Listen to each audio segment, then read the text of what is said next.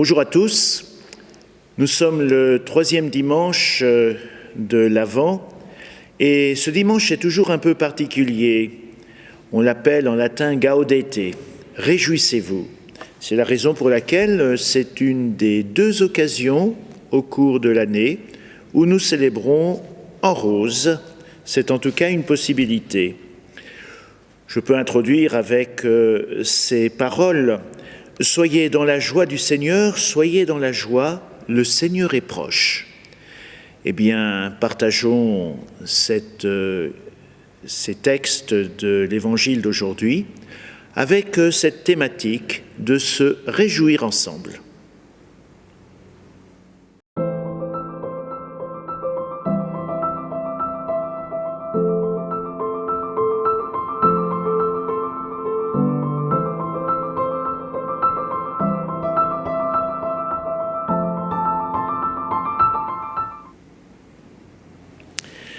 Le Seigneur soit avec vous. Évangile de Jésus-Christ selon saint Jean. Il y eut un homme envoyé par Dieu. Son nom était Jean. Il est venu comme témoin pour rendre témoignage à la lumière, afin que tous croient par lui. Cet homme n'était pas la lumière, mais il était là pour rendre témoignage à la lumière.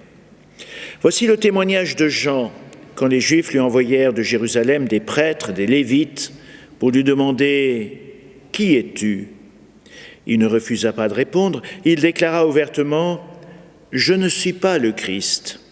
Ils lui demandèrent « Alors qu'en est-il ? Es-tu le prophète Élie ?» Il répondit « Je ne le suis pas ». « Es-tu le prophète annoncé ?» Il répondit « Non ».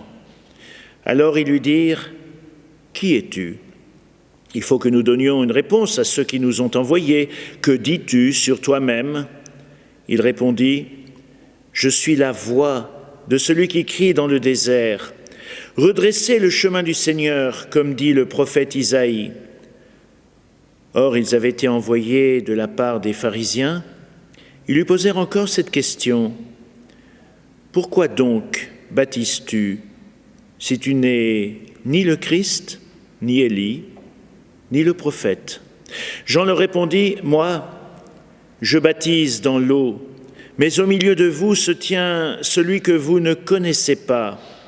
C'est lui qui vient derrière moi, et je ne suis pas digne de délier la courroie de sa sandale. » Cela s'est passé à Béthanie, de l'autre côté du Jourdain, à l'endroit où Jean baptisait.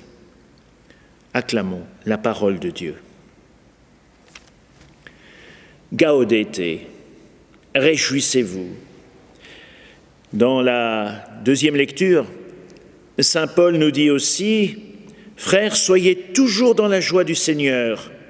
Je vous le redis, soyez dans la joie. » Alors, est-ce que l'on peut imaginer, suivre une tradition qui n'existe pas encore, et quelquefois il faut tellement aimer les traditions qu'il ne faut pas craindre d'en inventer des nouvelles, que l'on fasse sonner les cloches de l'église pendant 3 minutes, et pendant que ce laps de temps, on manifeste la joie la plus exubérante et débordante possible.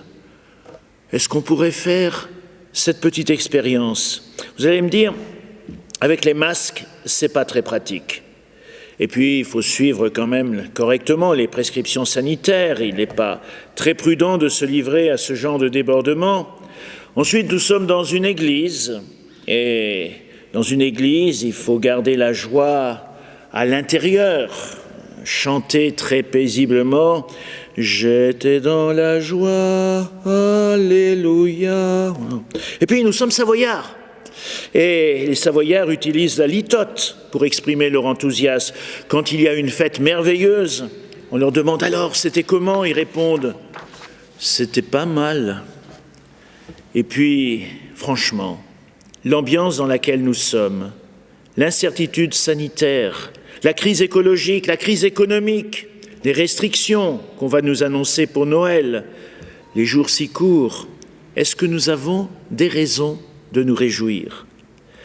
Woody Allen, le comique célèbre, prenant la phrase célèbre de Nietzsche, disait « Dieu est mort, Nietzsche est mort et moi-même, je me sens pas très bien. » Alors, est-ce qu'on se sent pas très bien? Dieu, par la bouche de l'apôtre Paul, nous aurait-il demandé d'être heureux, d'être joyeux, en oubliant de nous fournir le mode d'emploi?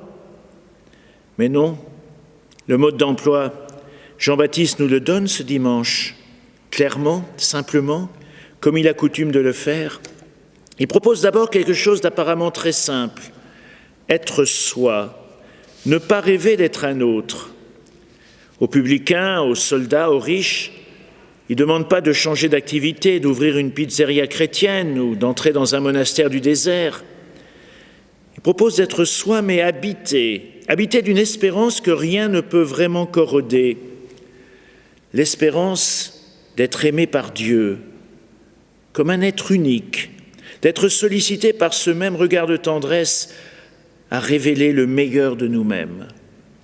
Être chrétien, c'est pas seulement croire qu'il existe un Dieu, ce n'est même pas seulement croire en un Dieu d'amour, ni même accepter les articles d'un credo. Être chrétien, c'est finalement s'accepter, avec nos limites, nos imperfections, comme les mains de ce Dieu dans notre monde. Jean-Baptiste dira dans son message « Si tu as 2 vêtements, donne-en un aux pauvres qui grelottent devant ta porte ». C'est se mettre à la disposition du plan de Dieu pour le monde. C'est se ressentir comme les continuateurs de l'acte de création divin. Et ça commence, nous dit encore une fois saint Paul, par l'expression souriante d'une joie sereine. Celle du sourire, par exemple, comme l'exprimait ce grand croyant qui était Raoul Follereau en son temps, quand il disait « Un sourire ne coûte rien et produit beaucoup. Il enrichit celui qui le reçoit sans appauvrir celui qui le donne. Il ne dure qu'un instant, mais son souvenir est parfois éternel. Personne n'est assez riche pour s'en passer. Personne n'est assez pauvre pour ne pas le mériter. Il crée le bonheur au foyer, soutient les affaires, il est le signe sensible de l'amitié.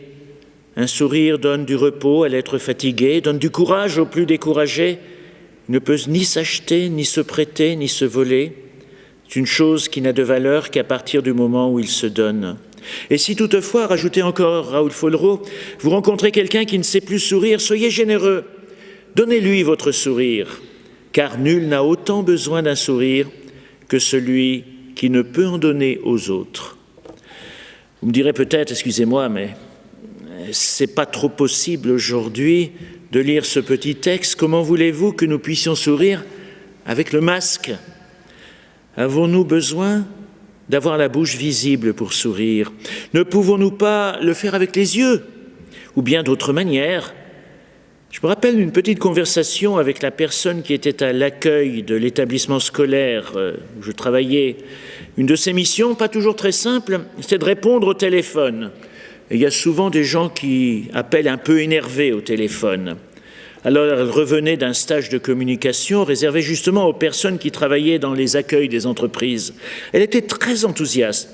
Je lui ai demandé ce qu'elle avait trouvé de bien dans ce stage. Elle m'a répondu « Ah, c'est quelque chose que j'essayais de faire jusqu'à maintenant, mais je vais le faire de plus en plus.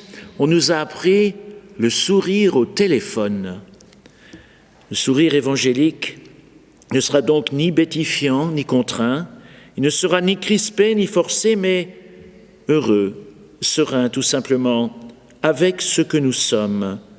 Et indépendamment de ce que la société voudrait parfois que nous soyons, oh, nous n'aurons sans doute pas, à commencer par moi, un sourire de star de Hollywood, mais notre sourire sera le nôtre. Alors, mais je terminerai peut-être par une évocation de l'hiver. Peut-être bien que la neige a quelque chose à nous apprendre, à nous autres, les humains, en ce dimanche de la joie. Savez-vous, par exemple, qu'aucun flocon de neige ne ressemble aux autres? Leur devise semble être tous différents. Pourtant, apparemment, quand on regarde tomber la neige, rien ne ressemble plus à un flocon de neige qu'un autre flocon de neige. C'est sans doute parce que nous ne sommes pas assez attentifs, parce que nos yeux ne savent pas assez bien observer les détails. C'est un peu pareil pour nous les humains. Avec ceux que la vie met sur notre chemin, savons-nous regarder vraiment combien chacune et chacun est unique? Savons-nous aussi que si on s'amusait à observer de près des millions de flocons qui touchent le sol dans une averse de neige, il y aurait cette diversité remarquable. Il n'y aurait pas une forme, pas une taille identique sur des millions. Pourtant, c'est vrai, tous les flocons ont quelque chose en commun. Ils adoptent tous une belle forme hexagonale, ce qui demeure toujours un mystère d'ailleurs. Ils construisent une figure parfaitement harmonieuse. Les faces supérieures et inférieures sont des hexagones, les facettes latérales sont des rectangles au nombre de 6, tout ça ajusté au millionième de millimètre. Peut-être bien que nous aussi, les humains, nous avons quelque chose d'harmonieux entre nous, quelque chose qui ne demande qu'à s'ajuster pour produire une vie belle. Cela peut s'appeler nos talents personnels, notre capacité de chercher la vérité, de vouloir rendre le monde un peu plus beau, tout ce que nous pouvons apporter d'unique.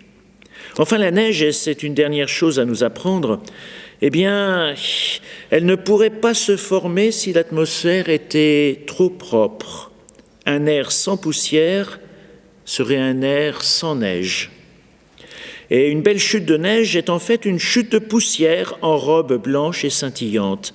La présence de minuscules particules de poussière est nécessaire à l'apparition de la neige. Dans l'alchimie des nuages, lorsque les conditions sont réunies, l'eau va se transformer en glace et elle se fixera autour de ces petites impuretés, autour de ces petites poussières transportées dans les nuages. Une particule d'un centième de millimètre suffit, l'eau va se cristalliser, le bébé flocon peut alors naître et acquérir sa jolie forme hexagonale. Il va continuer à se développer et les formes qu'il va avoir dépendent ensuite de la pression atmosphérique, du vent, de la teneur en eau, de la température. Il va ainsi acquérir sa silhouette définitive et construire son réseau de dentelles. Finalement, la neige sait transformer les saletés de l'atmosphère en petits joyaux. Nous aussi, les hommes, nous n'avons pas toujours que du bon en nous. Nous avons des zones d'ombre, des imperfections, mais peut-être bien que la leçon de la neige nous incitera à faire quelque chose de beau, même avec nos défauts.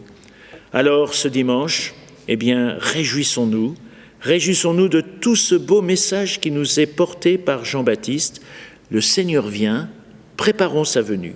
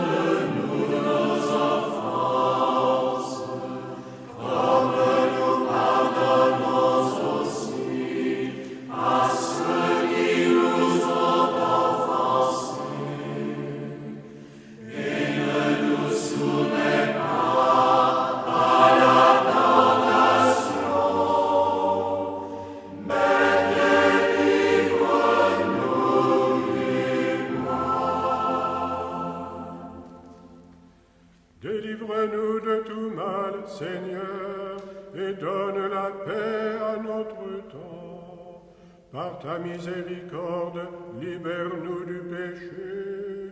Rassure-nous devant les épreuves, en cette vie où nous espérons le bonheur que tu promets et l'avènement de Jésus-Christ, notre Sauveur. À toi le règne, à toi la puissance et la gloire, pour les siècles des siècles.